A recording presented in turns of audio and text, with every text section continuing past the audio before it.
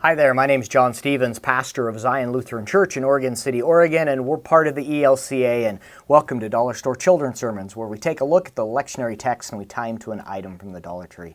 This is for the narrative lectionary, the third Sunday of Easter, and we're in Acts. We've moved from Matthew, and now we're into the Acts of the Apostles, and this is chapter 10, and Peter has a vision where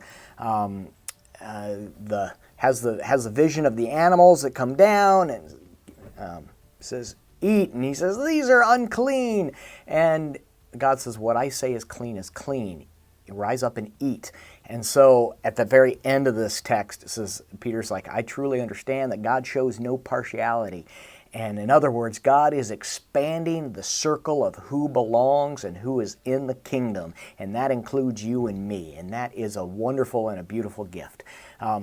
So Walter Brueggemann has a great sermon on this text about how Peter had a good mother, had a great mother, and Peter's mom taught him the ins and the outs, taught him what was clean and what was unclean, and all of these things. And then here comes God messing everything up, and it's a great sermon. I can't forget where it was published in, but it was in a collection of his sermons. So it's great. So the item I'm using, there's one of two items. One is a roll of masking tape or painter's tape.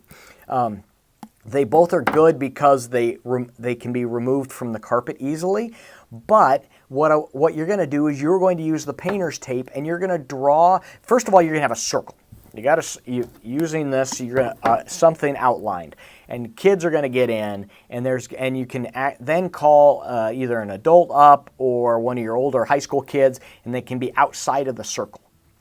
And then talk about that this person belongs inside the circle, and we would say that maybe we can force ourselves to where that person can get in, or you use the tape and you draw the circle around them, and they're included as the promise of God, or our understanding of the promise of God, expands. And so that circle gets bigger, and more people are included in the promise of God. So that's the one way. Or if you have at your disposal a big roll of rope, and if you've got climbers in your congregation, maybe you can borrow some. As you know, I'm a magician, and so, or maybe you didn't know, but I love sleight of hand magic, and I do rope magic, and I've got a big roll of rope that I use for that. And so what I end up doing is in this talk about how we're here and that God expands the circle. And then I'll have kids help me, and we will pull that rope all the way around the congregation to where they are all included in the promise. This very visual, a visual illustration that they have been included in this promise as well.